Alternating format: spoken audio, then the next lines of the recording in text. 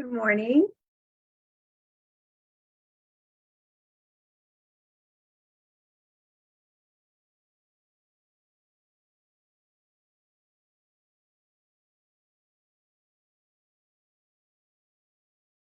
Good morning, everyone. I am Virginia Rivera, and I'm super excited to be here with you in another Women Series topic.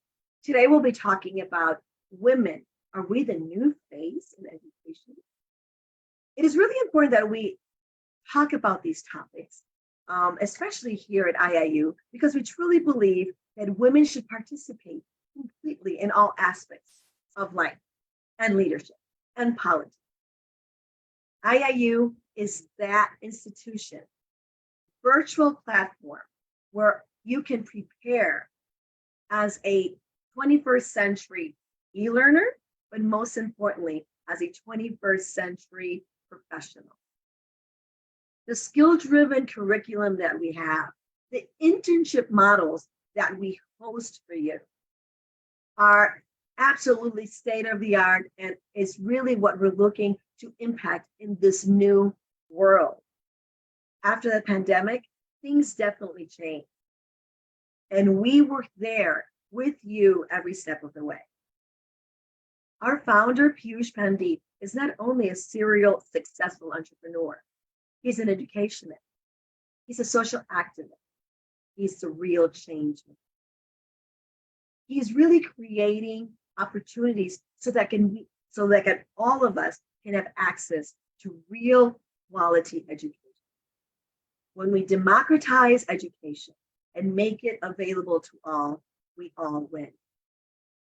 So to me, really a great honor to really have the opportunity to talk to you about topics that not only affect one country, but actually affect the world. And when we think about women, think about them being the other half. If women are not participating fully in every aspect of life and the world here, we're missing out.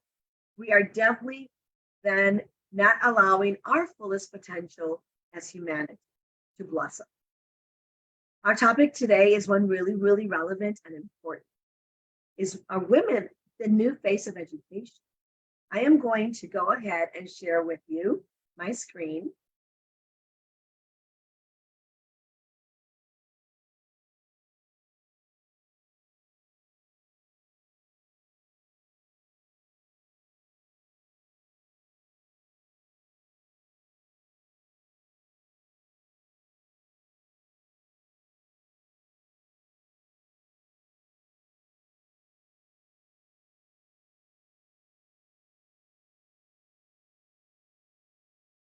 Women, the new face of education. The truth is that I have been saying this for the longest. Every time that I see a new class graduate, see more women than men. Is this all in my head, or is this really happening? The rising gender gap in college education currently is 3 women for every 2 men. And truly, if you really think about it, this may be the most transformative trend of our time. If you walk across any college campus, and these days in the US, in Europe, in many countries in Asia and Africa, you will notice a striking gender imbalance. There are roughly 3 women students for every 2 men. And this is according to data from the educational nonprofit National Student Clearinghouse. The college gender gap is one of those slow boiling trends that has built over several decades. This does not just happen. And it reflects women pursuing higher education at greater rates than ever before, while college going rates among men have stalled for reasons that still mystify the experts. And today we're going to try to understand. The gap in graduation rates is even larger because male undergraduates are less likely to complete their degree. So men are not enrolling, but more importantly, men are not graduating. You know what? And I am all for female empowerment and I'm all for women's economic empowerment, but we need all of us to contribute in the world to have a sustainable world for all. So back in 1960, more than twice as many men as women between the ages of 26 to 28 were already college graduates. As late as 1970, only 14% of young women between the ages of 26 and 28 had finished college, compared to 20% of men. But then something dramatic happened. While men's college completion rates went down, women's skyrocketed. Despite the plateau in the share of young men going to college, their failure to invest more in higher education than earlier generations stands at odds with the usual historical pattern in which each cohort gets more education than its predecessor. So, how many of us have heard, I am the first one to graduate in my household, right? Because our grandparents probably went to a country, they immigrated, or they were at the farm and they moved to the city, right? To bring better conditions to their new generations, to their children. The truth is that with men, we're not seeing that trend. Men are not really going and finishing their education like their fathers did, or even their grandfathers did. Even more puzzling, this has occurred during a period in which the career and financial benefits of a college degree have grown dramatically. Women largely have responded to this, but men have not. How many times have you heard, if you don't get a college degree, you will not get a good job? I have to say that today, education is changing, and college degrees are not the same. So here at IIU, we want to make sure that you are always relevant, that you have the latest in anything that we're discussing. Because right now, to be a 21st century e-learner, but most importantly, a 21st century professional, you need to have a curriculum that works as fast as you do, that changes as fast as technology does, but most importantly, that continues to resonate with those that are actually out in the workforce.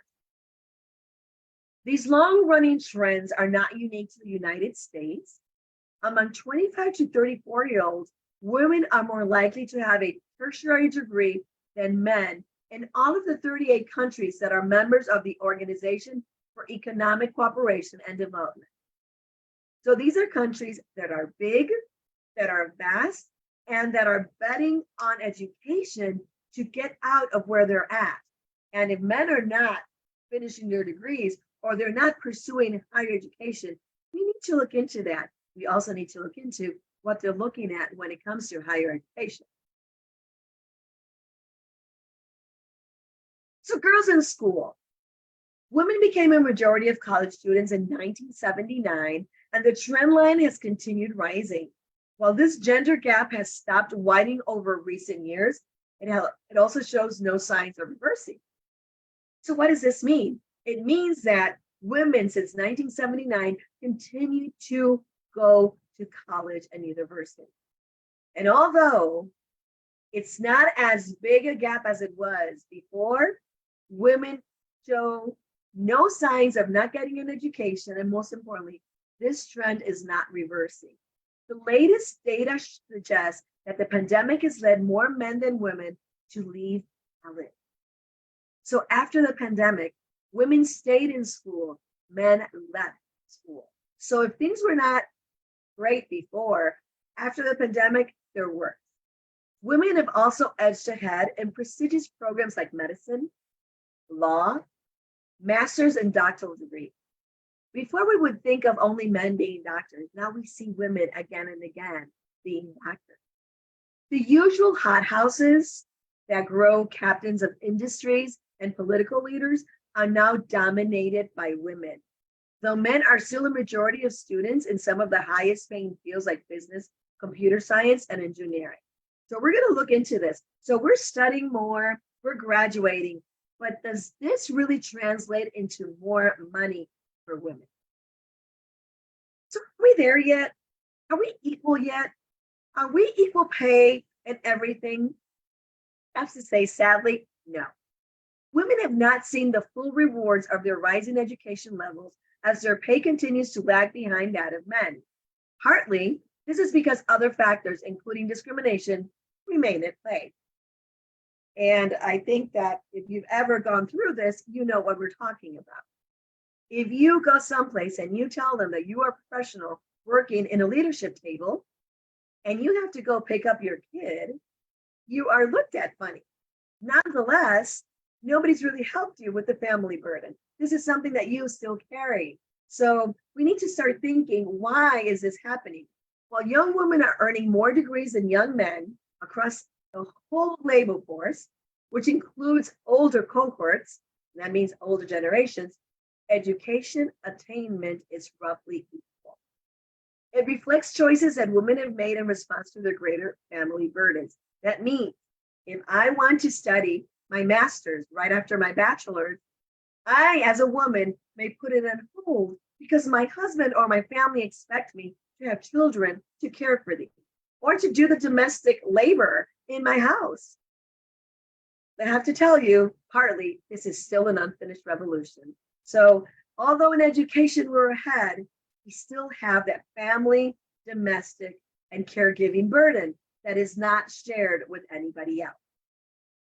The structure of high-paying jobs will slowly, and I mean slowly, adapt to better fit the needs of women as we become the dominant share of the educated workforce. So let's look at the big picture. Right now, we're working really hard to bridge the digital divide. And I think that if you think of the digital divide, is women that have been able to update their skills and really become technologically savvy compared to men. So this is what's happened. A lot of men went straight to certifications or just learned on the job, and women still believe in getting higher education and pursuing that degree. When it comes to digital, as women, many times we have so many other responsibilities that we do not have the time to get actualized or updated. This is something that we have to do because we may have the degree, but if we don't have the skill set, then we're still lagging behind. So what's behind the growing trend of men and women in college completion? Number one, men are more likely than women to point to factors that have more to do with personal choice. I don't want to go to school. It's easier for me to learn online. I am learning this on YouTube. 34% of men without a bachelor's degree say a major reason they did not complete their college is that they just didn't want to. Only 1 in 4 women say. This is really important. Men are just saying, I just don't want to go to school. And women are saying, I'm going. And only 1 in 4 say, nah, that's not for me.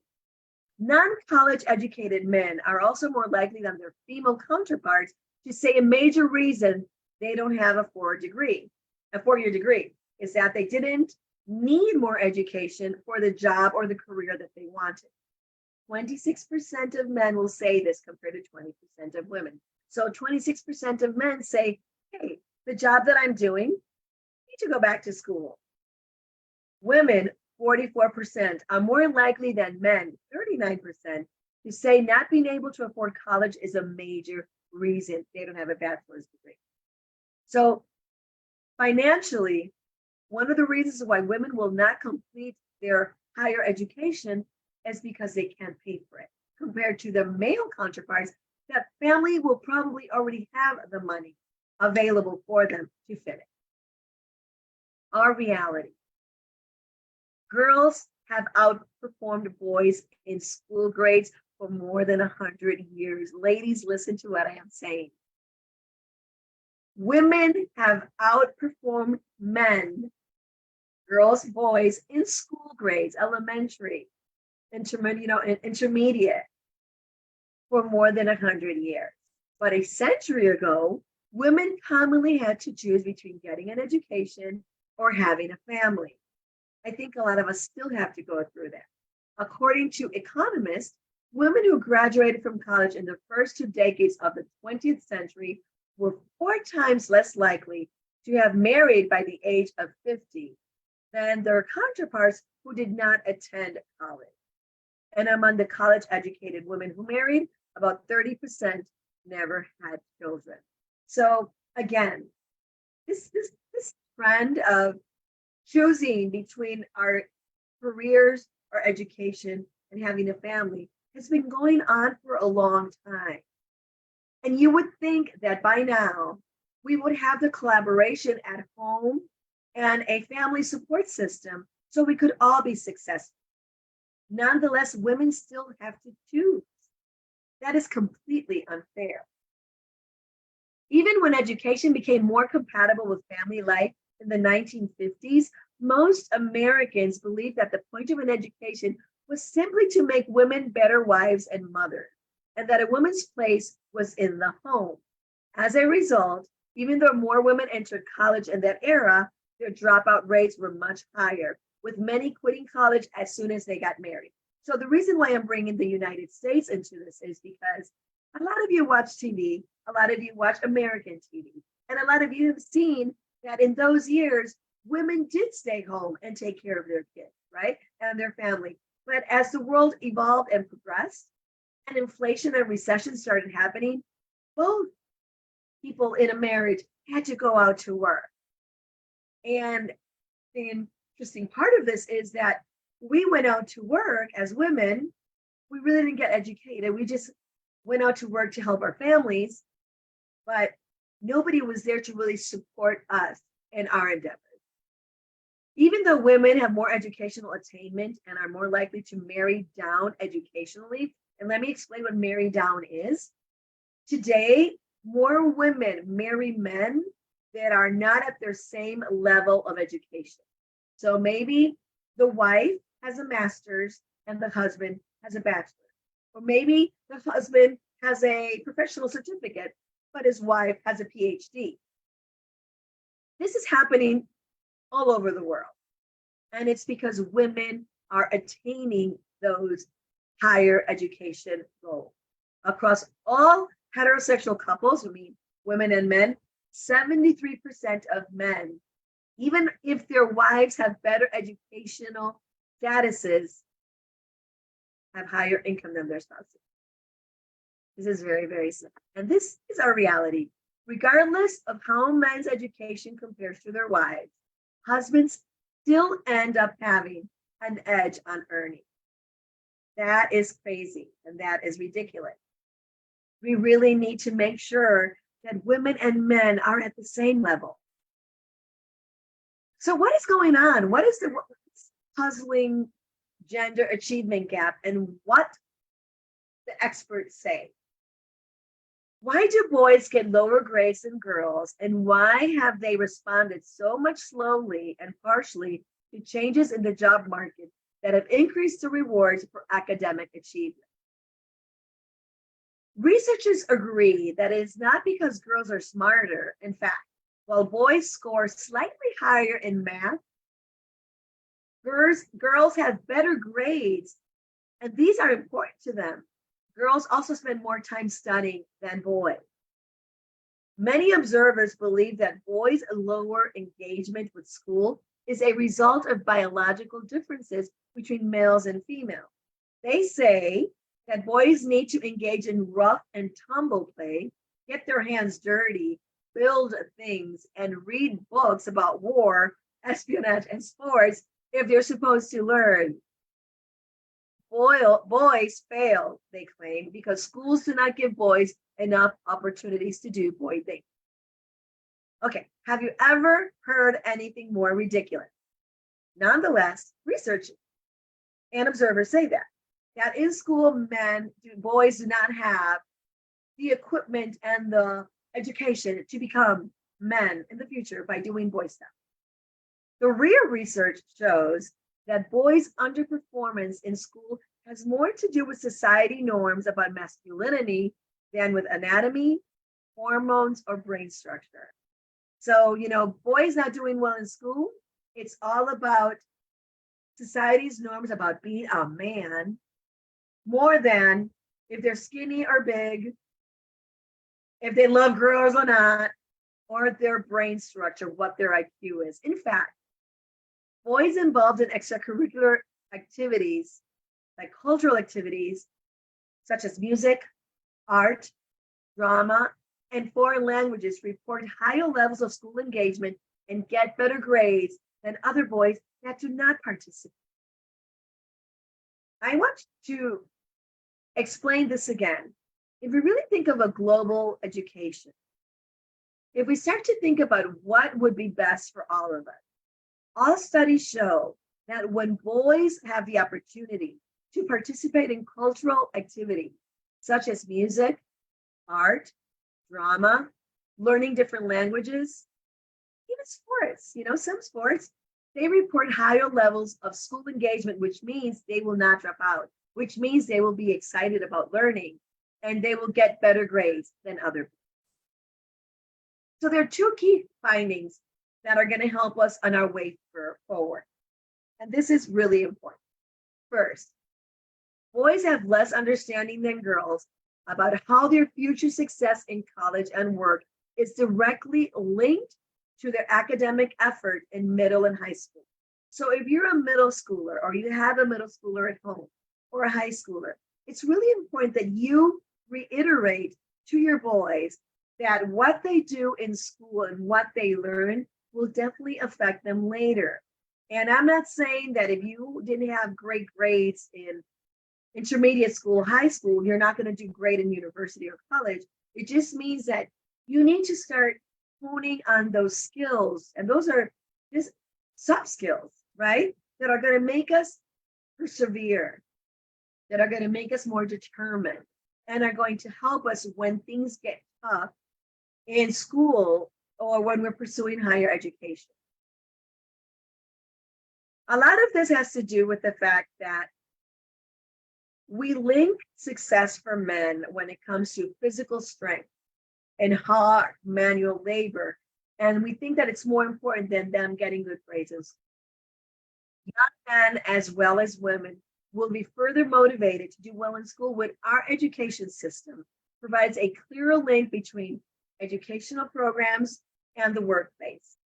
You see, right now, if we think of our universities, not IIU, because IIU is a different scope of teaching and learning, but the majority of education is still theoretical. But IIU is only theory, and then at the end of your 4 years, you have an opportunity to do a 3-month internship.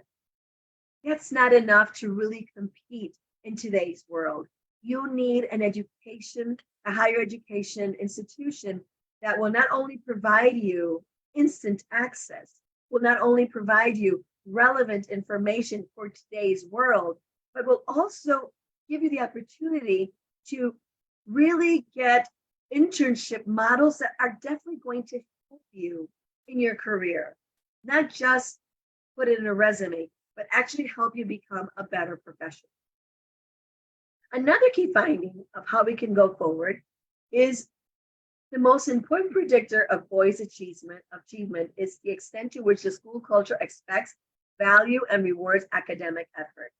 We need schools that set high expectations for every student, that they treat each student as an individual instead, or as opposed to a gender stereotype. So I'm going to be lenient on boys because they do other things. They don't, they need to work, they need to sweat, they need to jump, they need to do boy things. And then I am going to do this for girls. No. We need to treat our boys and our girls in a school setting the same. But most importantly, have high expectations. We want to teach them to start setting goals for themselves. So if there is an expectation in school, if there are events, Olympiad, if there are art competition, if there's poetry slams, different things that our kids can start challenging themselves and really setting goals to learning, it's definitely going to help them in the future. We need to motivate all students to invest in their education so they can reap the big returns of a higher education. And I can't reiterate enough. Make sure you realize that the education that you're getting is a relevant education. It's a 21st century education. Right now, Education is very expensive, especially colleges and universities. And you need to make sure that you're going to get your money's worth or your investment in time when you go out there into the workforce. You see, nowadays, women don't go to school just to find a husband. We go to school to help in our household and collaborate as two earners in one house. Many times in a monoparental situation where there's only one parent, that job is so important for the entire family nucleus.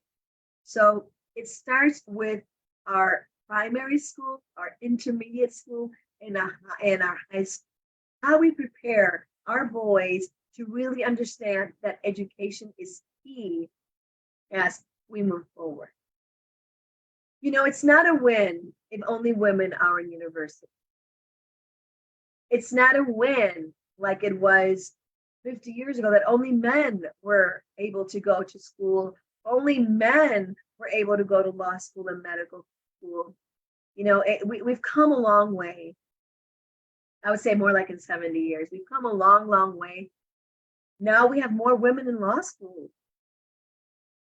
Business school, men are still there. Men are still actually doing what they have to do. But I think that women are finally really getting into these business schools because we're finally being accepted. The win-win news is that the same reforms that help more boys achieve college success help girls as well. We don't have to separate based on gender. For example, schools with strong science curricula not only promote male achievement, but increase girls' plans to major in science, engineering, medicine, math. Schools that promote strong academic climates reduce gender gaps in grades and promote healthy, multifaceted gender identities for both girls and boys. And this is something that is really important. If we're all going to sit around a table, a leadership table, if we're all going to make important decisions, we need to make sure that men and women get along. And this starts in school.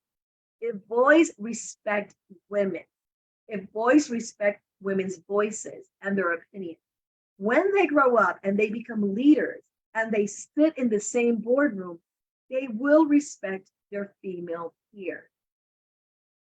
If we have been raising men and women completely separate and giving girls a certain thing to do in school and boys another thing to do in school, when we share a desk or when we share a boardroom table, we will not have the respect that we need. We want more boys in colleges. We want more men finishing their degrees. So right now, 64% of all degrees are granted to women. 64%. You would think that I would be happy, Virginia, women are winning. Well, the truth is that no, we're not winning.